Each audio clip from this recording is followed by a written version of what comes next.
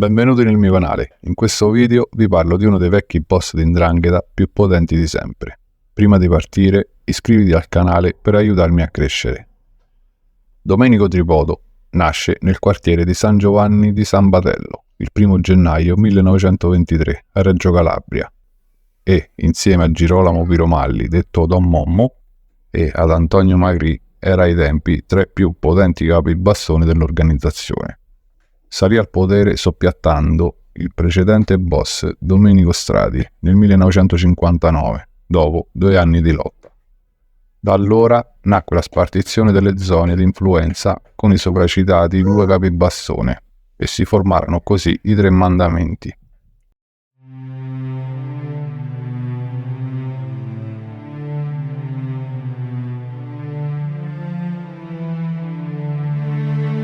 Diventato di fatto uno dei più potenti capobassoni dell''Ndrangheta, capobassone è il nome che si dà all'organizzazione dentro a chi comanda un'andrina. L'andrina è la famiglia mafiosa calabrese. Era molto influente e potente, ma anche oltre alla Calabria. Infatti, Don Mico Tripoto diventa un grande amico di un boss siciliano, che qualche tempo dopo diventerà il capo dei capi di Cosa Nostra, Totò Riina.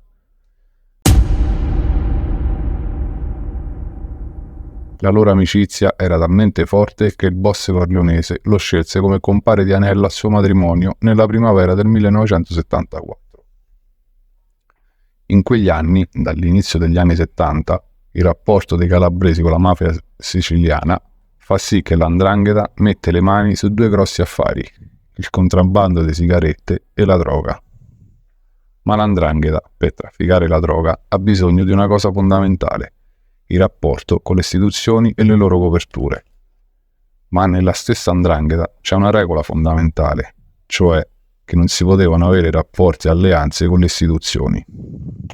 L''Ndrangheta allora era ancora una mafia rurale e per questo negli anni 70 nacque la Santa, un'organizzazione interna alla stessa 'Ndrangheta, di cui i membri che ne facevano parte erano gli unici a poter stringere alleanze con le istituzioni. Ma prima di arrivare alla Santa ci fu la guerra, perché questo nuovo modo di fare affari non piaceva ai vecchi boss Antonio Magri e Mico Tripoto stesso. Si entrò così in conflitto con i fratelli De Stefano, che erano a capo di una delle ndrine più potenti di Reggio Calabria. Avevano alleanze molto potenti con le altre famiglie e soprattutto in Sicilia, a Santa Maria di Gesù, con il boss Stefano Bontate, nemico storico di Riina.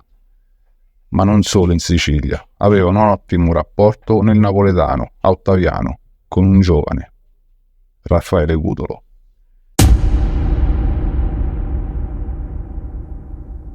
A come si racconta, saranno proprio i fratelli De Stefano a dare l'idea a Cutolo della nuova NCO.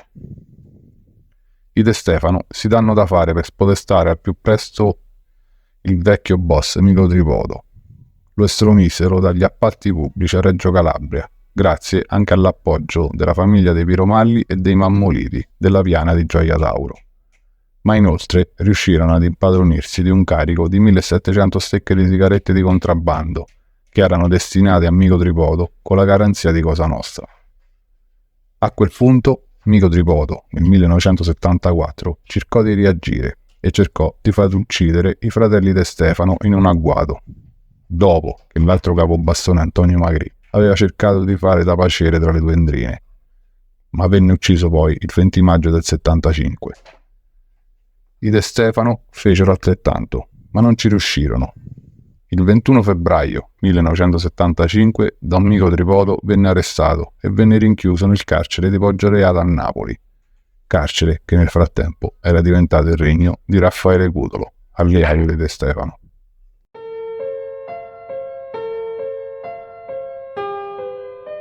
Gli stessi De Stefano chiesero aiuto a Cutolo per mettere fine alla guerra e uccidere il loro nemico numero 1, Don Mico Tripoto.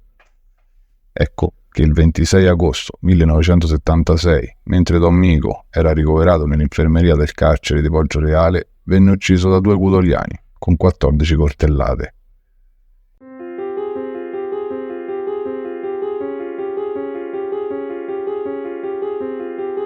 La morte di Don Mico Tripoto segnò la fine del conflitto e la vittoria dello schieramento dei De Stefano nella città di Reggio Calabria. In provincia ci fu la vittoria dei Piromalli e Mammoliti nella piana di Gioia Tauro e dei Cataldo e Mazzaferro nella Locride, tutte endrine che avevano spinto per l'abbattimento della vecchia 'ndrangheta e l'apertura al nuovo che avanza. Prevalse così la linea dei Piromalli de Stefano e per permettere di avere contatti con le istituzioni statali attraverso la massoneria, Piromalli e De Stefano fondarono la Santa, una sorta di struttura parallela in cui gli affiliati, cioè i santisti, possono intrattenere rapporti con uomini delle istituzioni statali. Girolamo Piromalli, Mommo, si fregiò così del titolo di santista.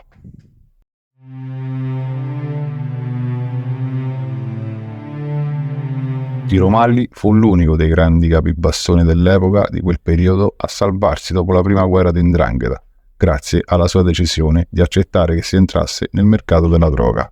L'organizzazione 'ndrangheta entra in una nuova fase che la porterà a diventare ciò che è oggi, la mafia più potente al mondo, l'unica radicata in tutti e 5 i continenti. Grazie di avermi seguito fino alla fine. Se il video ti è piaciuto, lascia un bel like al video e scrivimi cosa ne pensi, ma soprattutto iscriviti al canale, è gratis e mi aiuti a crescere e portare sempre nuovi contenuti. Spero di rivederti nei prossimi video.